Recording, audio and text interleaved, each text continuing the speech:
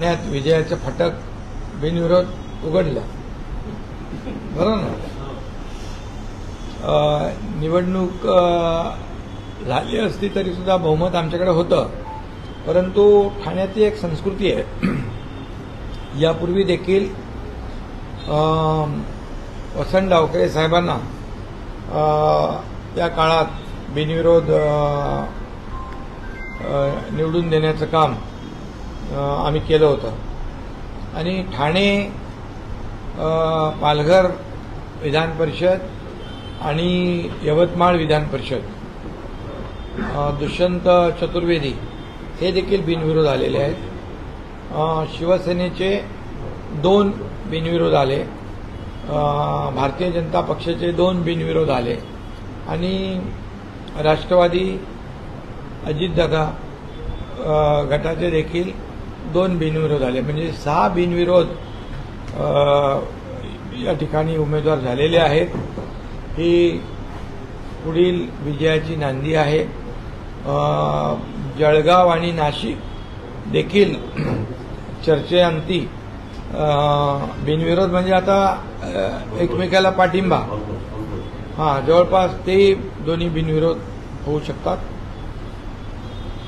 आणि मी अगोदर पण सांगितलं होतं, ज्या दिवशी फॉर्म भरला त्या दिवशी, की 17च्या 17 जागा महायुती जिंकेल असा विश्वास मी व्यक्त केला होता.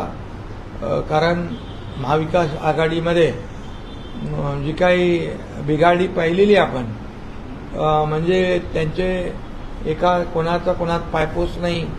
आणि या निवडणुकीत देखील मोठ्या प्रमाणावर त्यांच्यामध्ये गटबाजी मतभेद सगळे समोर आले आणि उमेदवारांनी देखील त्यांच्या अनेक ठिकाणी माघार घेतली. यावरून महाविकास आघाडी काय परिस्थिती झालेली आहे महाराष्ट्रामध्ये, ही तर लोकसभेत देखील आपण पाहिलं, विधानसभेत पाहिलं, झालेल्या स्थानिक स्वराज्य संस्थांमध्ये देखील आपण पाहिलं आणि ह्या विधान परिषदेमध्ये देखील आपण पाहतोय. त्यामुळे महाराष्ट्रामध्ये महायुती मजबूतीने यशस्वी वाटचाल करते आहे. कारण महायुती जेव्हा 2022ला महायुतीचं सरकार आलं तेव्हापासून या राज्यामध्ये विकासाची पायाभरणी, विकासाची घोडदौड, डबल इंजिन सरकार, केंद्रात आपले लोकप्रिय आणि यशस्वी प्रधानमंत्री नरेंद्र मोदीजी हे सातत्याने महाराष्ट्राला पाठबळ देण्याचं काम करतायत. मी मुख्यमंत्री असताना 2.5 वर्षामध्ये जे काही काम केलं, विकास प्रकल्प केले, विकासाच्या योजना केल्या, अनेक योजना केल्या, त्याचं फळ झालेल्या विधानसभेच्या निवडणुकीमध्ये मिळालं. आता मुख्यमंत्री देवेंद्रजी पुढची वाटचाल करतायत. आम्ही टीम म्हणून काम करतोय. शेतकऱ्यांच्या कर्जमाफीचा देखील आम्ही निर्णय घेतला आहे आणि त्यामुळे या राज्यामध्ये एक विकासाचं राजकारण आपण पाहतोय आणि विकास प्रकल्पांना वेग देण्याचं काम, गती देण्याचं काम महायुती करते. या उलट महाविकास आघाडीचं सरकार जेव्हा होतं त्यावेळेस विकासाला ब्रेक लावण्याचं काम केलं, स्थगिती देण्याचं काम केलं. ते एक प्रकारचं स्थगिती सरकार होतं.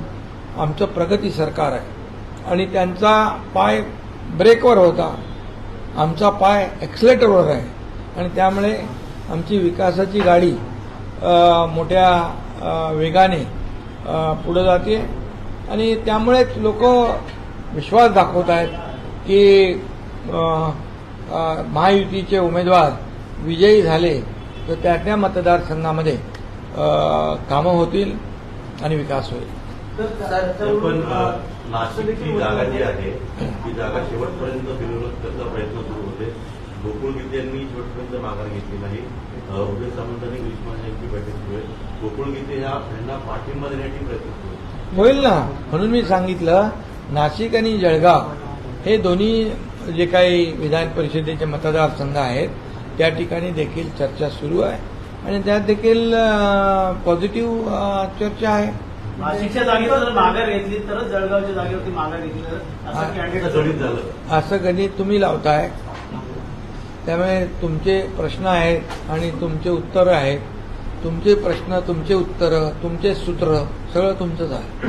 त्यामुळे असं काही नाही. महायुती मजबूतीने पुढे जाते. महायुतीचे 17च्या 17 उमेदवार निवडून आणण्याचं काम आम्ही करणार आहोत. नाशिकमध्ये नेमकं काय आता परवा बघा किती रायगडला देखील आमचे महेंद्र दळवी, तोरवे, भारत गोगावले यांनी पाठिंबा दिला. काल मी पुण्यामध्ये देखील आमचा एक कॅन्डिडेट होता, आपल्या सुनेत्रा वहिनींनी मला फोन केला होता, तोही उमेदवार मागे घेतला. त्यामुळे अनेक ठिकाणी भाजपच्या समोर देखील शिवसेनेचे अनेक कार्यकर्ते पदाधिकारी उभे होते. त्यांना आम्ही सगळ्यांना जसं संभाजीनगरमध्ये इतरही ठिकाणी ज्या ज्या ठिकाणी शिवसेनेचे उमेदवार उभे होते त्यांना माघार घ्यायला लावली. त्यांनी माघार घेतली. महाविकास आघाडीमध्ये कुठेतरी बिघाडी दिसून येते, कारण उमेदवारांनी अर्ज मागे घेतल्यानंतर आम्हाला विश्वासात घेतलं नाही असं काँग्रेस आणि उभाटाचं म्हणणं आहे. त्यामुळे कुठेतरी बिघाडी ही समोर येताना पाहिजे. बाळमामांना पुस्तक देखील दिला गेला. बाळमामांनी तर थेट आरोप केले की मला उद्धव ठाकरेंशी बोलायला पण दिलं नाही आणि विनायकराव पण आरोप केले. त्यांनी असं मी आधीपासून आरएसएसचाच कार्यकर्ता आहे असं म्हणून त्यांनी आपण त्यांच्यावर अरे त्यांच्यामध्ये मी मगाशीच म्हणालो की महाविकास आघाडीमध्ये कुणाचा पायपोस कुणात नाही आणि महाबिघाडी काय ते त्यांची आघाडी जी आहे ते आघाडीमध्ये अशा प्रकारे जे पण पाहिलं या निवडणुकांमध्ये की कोणी कुठे उमेदवारी भरली, कुणाला कोणाचा पत्ता नाही, कोणी कुठून माघार घेतली तेही कुणाला माहीत नाही. आणि या सगळ्या गोष्टी ज्या आपण पाहिल्यात, मी त्याच्यावर जास्ती काय भाष्य करू इच्छित नाही. आणि मी महायुतीचे उमेदवार 17 पूर्ण विजयी होतील हे या ठिकाणी विश्वासाने सांगू इच्छितो. घोडेबाजार सुरू होता, अनेक ठिकाणी कोट्यवधी रुपये वाटले आरोप आहे. खर्च आले असा आरोप आहे बिनविरोध होण्यासाठी. जर संख्याबळ आहे तर मग बिनविरोध एवढे पैसे का खर्च करतात असं देखील विचारलं ते उभाटा. खरं म्हणजे हे काय पैसे मोजायला होते का तिकडे?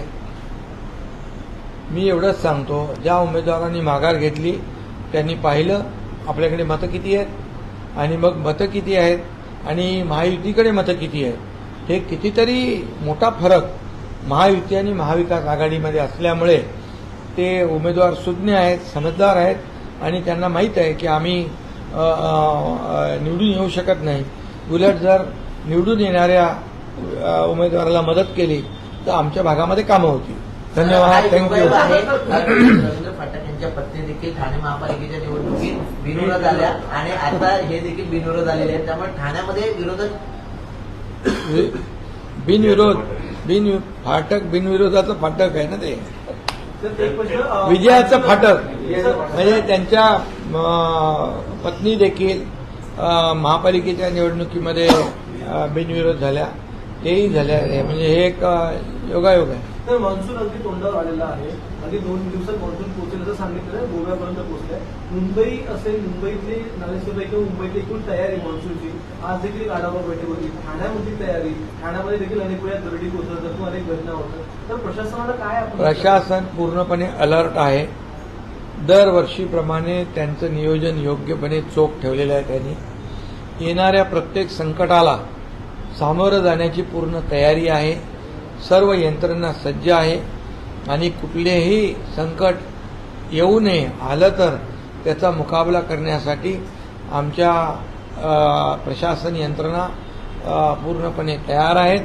कुठेही जीवित आणि मालमत्तेची हानी होऊ नये यासाठी पूर्णपणे खबरदारी प्रशासनाने घेतलेली आहे. एमआयडीसी क्लबच्या बाबत बैठक झाली. बैठकी झाली क्लस्टरच्या बाबतीमध्ये आज बैठक झाली. क्लस्टर हे जे योजना जी आहे देशातली पहिली योजना आहे आणि समविकास जो आहे त्यामुळे लोकांचं जीवनमान जे आहे हे बदलण्यासाठी हा क्लस्टर प्रकल्प आपण आणला. ठाण्यामध्ये ठाणे महापालिका आणि सिडको मिळून क्लस्टर राबवते. उंच इमारती ज्या आहेत त्या 25-30 मजल्याच्या इमारती उभ्या राहत आहेत आणि अशाच प्रकारे मुंबईमध्ये देखील क्लस्टरचं काम रमाबाई आंबेडकर नगरमध्ये आणि कामराज नगरमध्ये सुरू आहे 17,000 घरांचं. आणि त्यामुळे क्लस्टर योजना ही अतिशय गेम चेंजर योजना आहे. या क्लस्टर योजनेमध्ये अतिशय नियोजनबद्ध विकास आणि सगळ्या लोकशाही मराठी ऐका, पहा, जागरूक रहा.